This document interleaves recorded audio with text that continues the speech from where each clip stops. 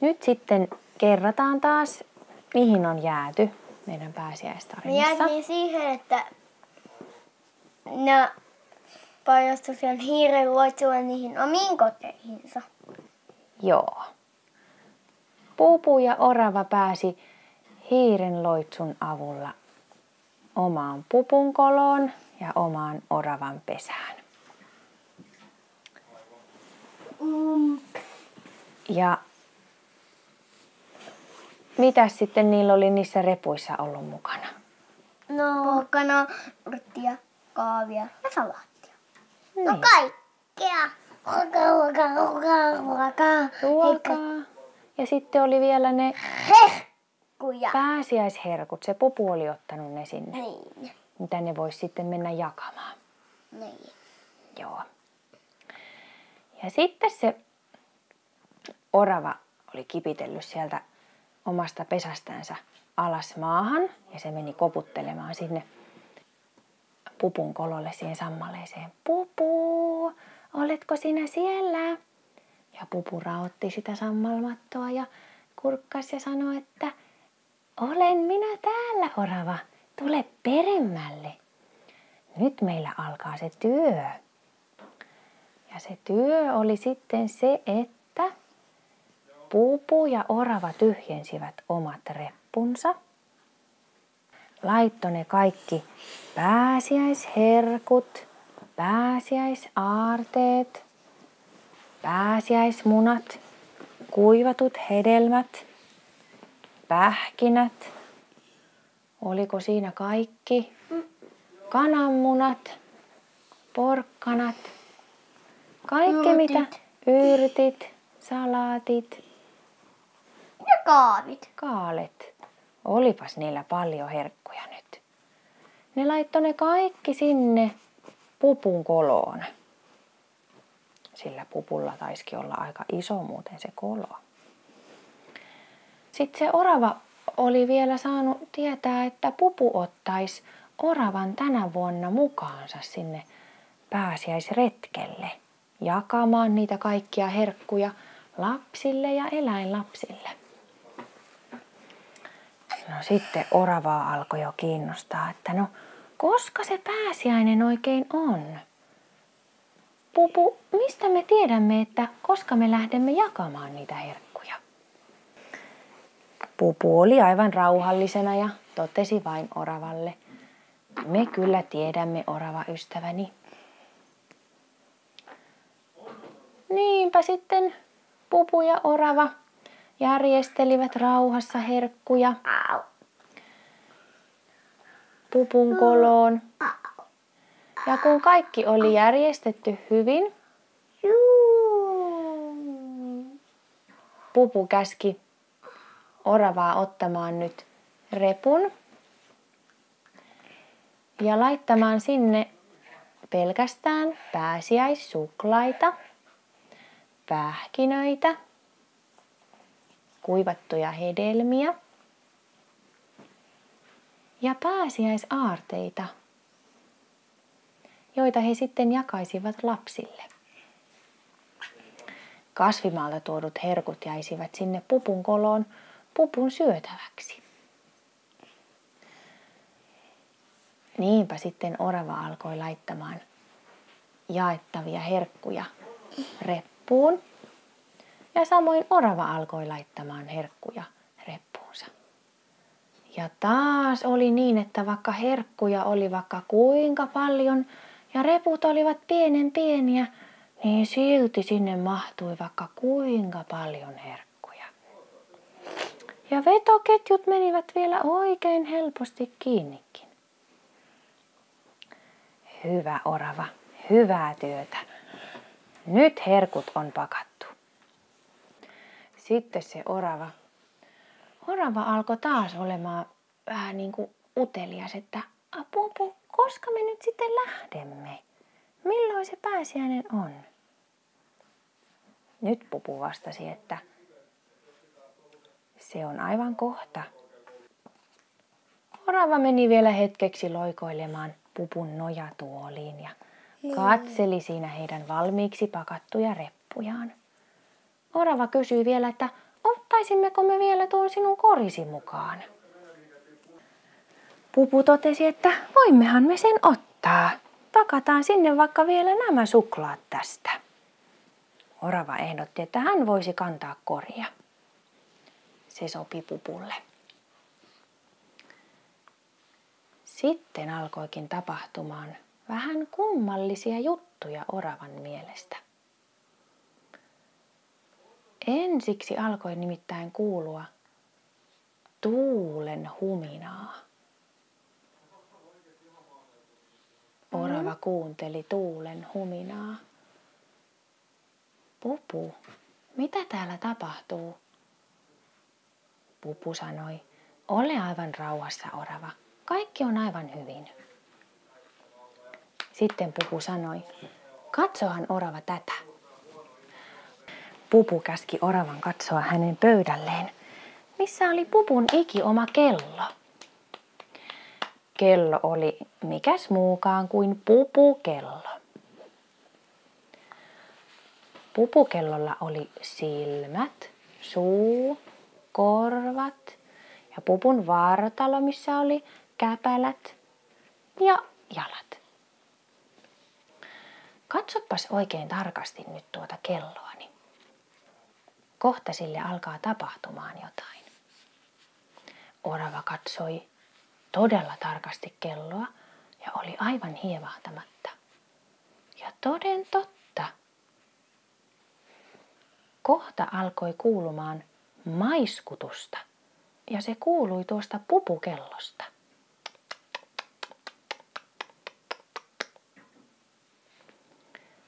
Sen jälkeen pupukellon korvat nousivat ylös ja ne menivät ristiin 3 kertaa. 1 kerran ristiin suoraksi. 2 kerran ristiin suoraksi. 3 kerran ristiin suoraksi. Sen jälkeen pupukello otti 3 loikkaa eteenpäin. Loik, loik, loik. Ja sitten tapahtui vielä kaikkein merkillisin juttu. Pupukello nimittäin ojensi käpälänsä pääsiäispupulle, avasi sen ja siinä käpälässä oli pienen pieni sininen kivi. Tämän sinisen kiven sisällä oli reikä ja pääsiäispupu otti tämän kiven käteensä ja otti kaulanauhan omasta kaulastaan pois ja pujotti tämän sinisen kiven, missä oli reikä, omaan kaulanauhaansa ja laittoi sen nauhan kaulaansa. Sitten Pupu sanoi oravalle, orava ystäväni, nyt me olemme valmiit ja nyt on meidän aikamme lähteä pääsiäisretkelle. Orava oli aivan innoissaan. Jipii, nyt me lähdemme.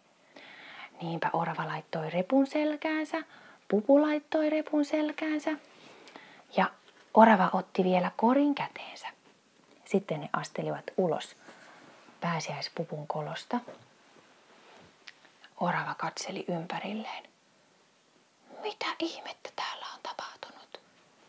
Täällä on aivan hiiren hiljaista. Mikään ei liiku. Puut eivät huoju.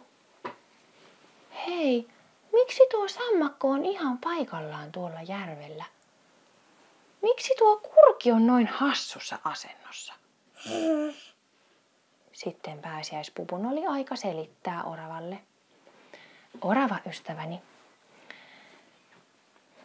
se minun pupukelloni, muistatko sinä sen? Kyllä muistan. Anna. Muistatko, kun se pupukello antoi minulle sen sinisen kiven, missä oli tämä reikä? Pupu osoitti kiveä kaulassaan. Kyllä. Tämän kiven ansiosta nyt on aika pysähtynyt. Ja me ehdimme nyt laittaa nämä meidän pääsiäisaarteemme ihan kaikessa rauhassa kaikille eläinlapsille ja ihmislapsille. Sitten kun olemme laittaneet kaikki pääsiäisaarteet niiden paikoilleen, niin sitten me tulemme takaisin tänne minun kolooni ja laitamme tämän kiven takaisin pupukelloon ja sitten aika taas lähtee menemään eteenpäin. Eikös olekin helppoa? Orava oli aivan ihmeissään. Että tällaistakin vielä minun täytyy kokea. Minä luulin jo, että oli ihan tarpeeksi ihmeellistä laskea sitä pitkää liukumäkeä siellä puun kannossa ja sitten tulla sen vanhan hiiren loitsulla tänne pupun koloon. No, mutta kai tämäkin sitten on totta, kun minä sen näin tässä koen. No, ei kun töihin. Ja niinpä Orava ja Pupu lähtivät jakamaan pääsiäisherkkuja kaikille lapsille ja eläinlapsille. Jokaista odottaisi heille sopivia herkkuja. Ja he löytäisivät ne herkut sitten omasta kodistaan tai ehkä kodin ulkopuolelta, oven vierestä tai ehkä jostain muusta piilosta. Mutta joka tapauksessa jokaiselle vietäisiin jotakin. Lähdetkö sä viemään niitä? Vieppäs leikisti sinne, laita jokaiseen kotiin. Sinne se Pupu ja Orava vie yhdessä niin, että jokaiselle on. Kaikki saavat. Hyvä, hienoa. Ja matkan varrella Pupu nautiskeli pienistä ruohon tupsuista, mitä hänelle oli jätetty sinne tänne. Ihanaa tämä ruoho. Minä niin rakastan kevättä ja herkullista ruohoa. No, tulepas Orava, jatketaan matkaamme. Sitten kun kaikki lapset ja eläinlapset olivat saaneet herkkunsa, niin Pupun ja Oravan työ oli tehty ja he palasivat takaisin Pupun koloon. Oho, olipas meillä pitkä retki. Mutta nyt täytyy tehdä se eräs tärkeä tehtävä. Ja niinpä Pupu otti kaulanauhansa pois ja sinisen kiven pois kaulanauhasta ja asetti sen pupukellon Pupun käpälään. Pupukellon käpälä meni kiinni ja käpälä meni lähelle Pupua. Pupukello laittoi silmänsä kiinni ja se meni nukkumaan. Kunnes sitten taas seuraavana vuonna samaan aikaan pupukello taas ilmoittaisi, koska pääsiäispupun tarvitsisi lähteä pääsiäisretkelleen. Pupu ja Orava keittivät teetä. Keittäkääpäs teetä. Pupu ja Orava keittivät teetä ja laittoivat teekupit pöydälle ja valitsivat mieleisensä pääsiäisherkun. Orava otti ison suklaamunan. Pupu taas otti pienen pupun näköisen suklaaherkun. Sitten oli vielä pääsiäislahjojen antovuorossa. Orava haluaisi lahjoittaa pääsiäispupulle hyvän pääsiäisen toivotuksen. Arvatkaas, mitä se Orava antoi sille pupulle. Orava oli valinnut käpykätköistään kaikkein kauneimman kävyn, minkä hän oli sinne kerännyt, ja hän ojensi sen Pupulle. Kiitos Pupu, että minä saan olla ystäväsi. Ja kiitos, että minä olen saanut osoittaa sinulle sen, että minäkin pystyn olla ystävällinen, vaikka minä sinulle silloin aluksi teinkin vähän tyhmästi. Pupun sydäntä lämmitti Oravan antama lahja. Voi kiitos Orava, minä laitan sen tänne minun hyllylleni, niin minä aina muistan sinut, kun minä näen tuon kauniin kävyn tuossa hyllylläni. Minullakin on sinulle lahja, sanoi pääsiäispupu. Mitähän siellä on, Pupun lahja oli laitettu pieneen siniseen samettiseen pussiin. Pupu ojensi sen oravalle. Saanko minä jo katsoa, mitä täällä on? Orava oli niin innoissaan. Totta kai sinä saat, orava ystäväni. Ja niinpä orava raotti pussukkaa ja sieltä kimmelsi kauniin kellankultainen kivi. Oi kuinka kaunis! Mistä tämä on? Se on sieltä pääsiäissuklaatehtaasta. Siellä on näin kauniita kiviä. Keltakultaisia kiviä. Huomasitko sinä? Orava muistelee. Niin, siellä taisi ollakin. Kiitos tästä ihanasta muistosta. Minä laitan tämän minun pesääni ja aina kun minä katson tätä kiveä, niin minä muistan sinut, pupuystäväni. Onpas meillä ollut mukava pääsiäinen yhdessä, totesivat molemmat. Mutta Pupu, mitäs nyt sitten, kun sinun työsi pääsiäisenä on tehty? Mitä sinä nyt sitten teet?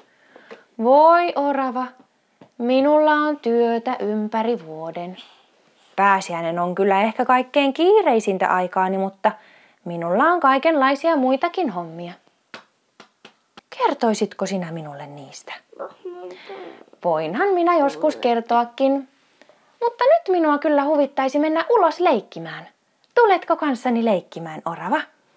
Totta kai tulen, orava sanoi. Ja niinpä ystävykset riensivät sammalmaton alta metsään leikkimään ja juoksentelemaan. Ja heillä oli hurjan hauskaa yhdessä. Loppu hyvin, kaikki hyvin. Niinpä, sen pituinen se.